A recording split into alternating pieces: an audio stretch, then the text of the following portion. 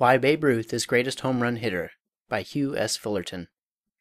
Popular Science Monthly tests in the laboratory his brain, ear, eye, and muscle, and gets his secret.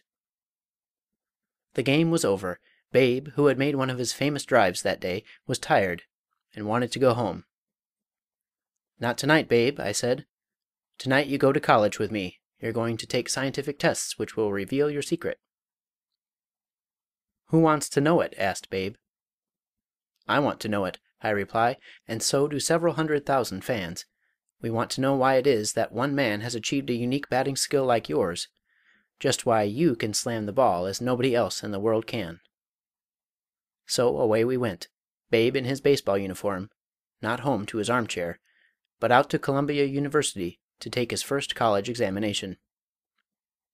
Babe went at the test with the zeal of a schoolboy, and the tests revealed why his rise to fame followed suddenly after years of playing, during which he was known as an erratic although powerful hitter. How he abruptly gained his unparalleled skill has been one of baseball's mysteries. Albert Johansson, M.A., and Joseph Holmes, M.A., of the Research Laboratory of Columbia University's Psychological Department, who, in all probability, never saw Ruth hit a baseball, and who neither know or care if his batting average is .007 or .450, are 500 hitters in the psychology game. They led Babe Ruth into the great laboratory of the university, figuratively took him apart, watched the wheels go round, analyzed his brain, his eye, his ear, his muscles, studied how these worked together, reassembled him, and announced the exact reasons for his supremacy as a batter and a ball player. Baseball employs scores of scouts to explore the country and discover baseball talent. These scouts are known as ivory hunters, and if baseball club owners take the hint from the Ruth experiments, they can organize a clinic, submit candidates to the comprehensive tests undergone by Ruth, and discover whether or not other Ruths exist. By these tests it would be possible for the club owners to discover, during the winter perhaps, whether the ball players are liable to be good, bad, or mediocre, and to carry the practical results of the experiments to the limit.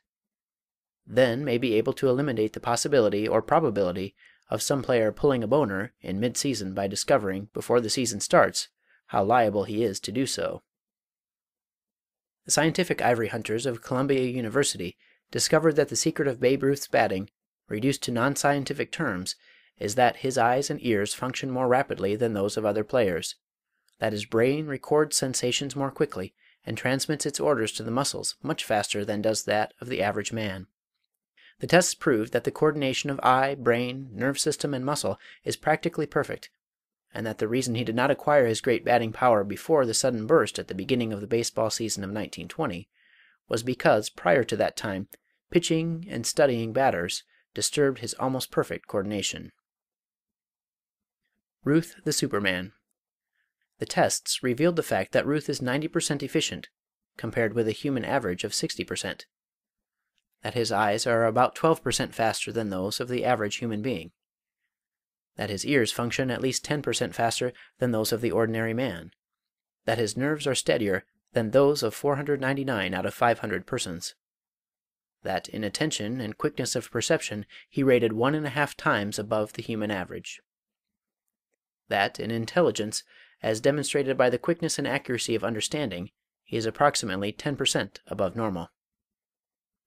It must not be forgotten that the night on which the tests were made was an extremely warm one, and that in the afternoon he had played a hard, exhausting game of baseball before a large crowd, in the course of which he had made one of those home run hits which we at Columbia were so eager to understand and account for. Under such circumstances, one would think that some signs of nerve exhaustion would be revealed. The instigation lasted more than 3 hours, during which Ruth stood for most of the time, walked up and down stairs 5 times, and underwent the tests in a close, warm room. At the end of that time I was tired and nervous, and although Ruth showed no symptoms of weariness, it is probable that under more favorable conditions his showing would have been even better. The tests used were ones that primarily test motor functions and give a measure of the integrity of the psychophysical organism. Babe Ruth was posed first in an apparatus created to determine the strength, quickness, and approximate power of the swing of his bat against the ball. A plane covered with electrically charged wires, strung horizontally, was placed behind him, and a ball was hung over the theoretical plate, so that it could be suspended at any desired height. I learned something then which perhaps will interest the American League pitchers more than it will the scientists. This was that the ball Ruth likes best to hit and can hit hardest is a low ball pitched just above his knees on the outside corner of the plate. The scientists did not consider this of extreme importance in their calculations, but the pitchers will probably find it of great scientific interest. Science discovers the secret. The ball was adjusted at the right height, and, taking up a bat that was electrically wired, Ruth was told to get into position and to swing his bat exactly as if striking the ball for a home run, to make the end of it touch one of the transverse wires on the plate behind him, then swing it through its natural arc and hit the ball lightly. The bat, weighing 54 ounces, exactly the weight of the bats Ruth uses on the diamond, was swung as directed, touched the ball, and the secret of his power, or rather the amount of force with which he strikes the ball, was calculated. At least, the basis of the problem was secured. The bat, weighing 54 ounces, swinging at a rate of 110 feet a second, hits the ball traveling at the rate of, say, 60 feet a second, the ball weighing 4 1/4 ounces and striking the bat at a point 4 inches from the end. How far will it travel? There are other elements entering into the problem, such as the resilience of the ball, the English placed on it by the pitcher's hand, and a few minor details. But the answer, as proved by the measurements, is somewhere between 450 and 500 feet. This problem cannot be worked down to exact figures because of the unknown quantities. The experimenters, however, were not so much interested in the problem in physics as they were in the problems in psychology. The thing they wanted to know was what made Ruth superior to all other ball players in hitting power, rather than to measure that power. Babe could beat his own record. Before proceeding to the psychological tests, however, we tried another in physics to satisfy my curiosity. A harness composed of rubber tubing was strapped around Ruth's chest and shoulders and attached by hollow tubes to a recording cylinder. By this means his breathing was recorded on a revolving disc. He was then placed in position to bat. An imaginary pitcher pitched an imaginary ball, and he went through the motions of hitting a home run. The test proved that, as a ball is pitched to him, Babe draws in his breath sharply as he makes the backswing with his bat, and really holds his breath or suspends the operation of his breathing until after the ball is hit. But for that fact, he would hit the ball much harder and more effectively than he now does. It has been discovered that the act of drawing in the breath and holding it results in a sharp tension of the muscles and a consequent loss of striking power. If Ruth expelled his breath before striking the ball, the muscles would not become tense, and his swing would have greater strength and rhythm. The first test to discover the efficiency of his psychophysical organism was designed to try his coordination. A simple little test. The scientists set up a triangular board looking something like a Ouija board, with a small round hole at each angle. At the bottom of each hole was an electrified plate that registered every time it was touched. Ruth was presented with a little instrument that looked like a doll-sized curling iron, the end of which just fitted into the holes. Then he was told to take the instrument in his right hand and jab it into the holes successively, as often as he could in 1 minute, going around the board from left to right. He grew interested at once. Here was something at which he could play.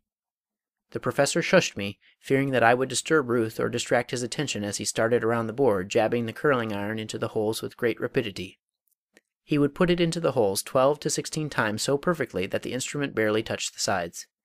Then he would lose control and touch the sides, slowing down. Only twice did he pass the hole without getting the end of the iron into it. With his right hand he made a score of 122.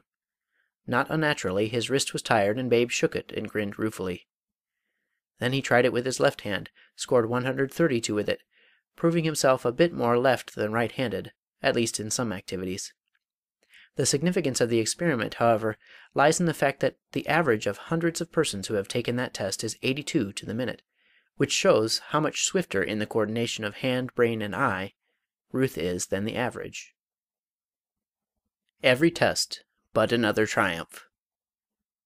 In a sequel to this test that followed, Babe tapped an electrified plate with an electrically charged stylus, with the speed of a drum roll, scoring 193 taps per minute with his right hand, and 176 with his left hand. The average score for right-handed persons undergoing this wrist-racking experiment is 180, and while there is no data covering right-handed persons using the left hand, it is certain that Ruth's record is much above the average, as he is highly efficient with the left hand. But steadiness must accompany speed, and so they tested the home run king for his steadiness of nerve and muscle by having him thrust the useful little curling iron stylus in different sized holes pierced through an electrified plate which registered contacts between the stylus and the side of the hole. These measured respectively 16, 11, 9, 8, and 7/64 of an inch. Small enough, but not too small for Babe, for he made a score that showed him better than 499 persons out of 500. The tests that interested me most were those to determine how quickly Ruth's eye acts, and how quickly its signals are flashed through the brain to the muscles. Showing an amazingly quick reaction time, they interpreted what happens on the ball field when the stands rock under the cheering that greets another of Ruth's smashes to the fence, proved an eye so quick that it sees the ball make an erratic curve and guides the bat to follow. The scientists discovered exactly how quickly Ruth's eye functions by placing him in a dark cabinet, setting into operation a series of rapidly flashing bulbs, and listening to the tick of an electric key by which he acknowledged the flashes. The average man responds to the stimulus of the light in 180/1000ths of a second. Babe Ruth needs only 160/1000ths of a second. There is the same significance in the fact that Babe's response to the stimulus of sound comes 140/1000ths of a second, as against the average man's 150,000ths. Human beings differ very slightly in these sight and sound tests, or rather the fractions are so small that they seem inexpressive, yet a difference of 20 or 10/1000ths of a second indicates a superiority of the highest importance. Translate the findings of the sight test into baseball if you want to see what they mean in Babe Ruth's case. They mean that a pitcher must throw a ball 20/1000ths of a second faster to fool Babe than to fool the average person. If the results of these tests at Columbia are a revelation to us, who know Ruth as a fast-thinking player, they must be infinitely more amazing to the person who only comes into contact with the big fellow off the diamond and finds him unresponsive and even slow when some non-professional topic is under discussion. The scientific ivory hunters up at Columbia demonstrated that Babe Ruth would have been the home run king in almost any line of activity he chose to follow, that his brain would have won equal success for him had he drilled it for a long time on some line entirely foreign to the national game. They did it just as they proved his speed and his steadiness by simple laboratory tests. For instance, they had an apparatus with a sort of camera shutter arrangement that opened, winked, and closed at any desired speeds. Cards with letters of the alphabet on them were placed behind the shutter and exposed to view for 1/50,000th of a second. Ruth read them as they flashed into view, calling almost instantly the units of groups of 3, 4, 5, and 6 letters. With 8 shown, he got the first 6 and was uncertain of the others. The average person can see 4 1/2 letters on the same test. When cards marked with black dots were used, Ruth was even faster. He called up the number of dots on every card up to 12 without one mistake. The average person can see 8. To test him for quickness of perception and understanding, he was given a card showing 5 different symbols, a star, a cross, and 3 other shapes, many times repeated, and was told to select a number, 1, 2, 3, 4, or 5 for each symbol, then to mark each selected number under each one as rapidly as he could go over the card. He scored 103 hits on that test, which is the average of all who have tried it, but when given a card covered with printed matter and told to cross out all the A's, he made a score of 60, which is 1½ times the average. The secret of Babe Ruth's ability to hit is clearly revealed in these tests. His eye, his ear, his brain, his nerves, all function more rapidly than do those of the average person. Further, the coordination between eye, ear, brain, and muscle is much nearer perfection than that of the normal healthy man. The scientific ivory hunters dissecting the home run king discovered brain instead of bone, and showed how little mere luck, or even mere hitting strength, has to do with Ruth's phenomenal record. End of Why Babe Ruth is Greatest Home Run Hitter. Recording by Matthew Reese.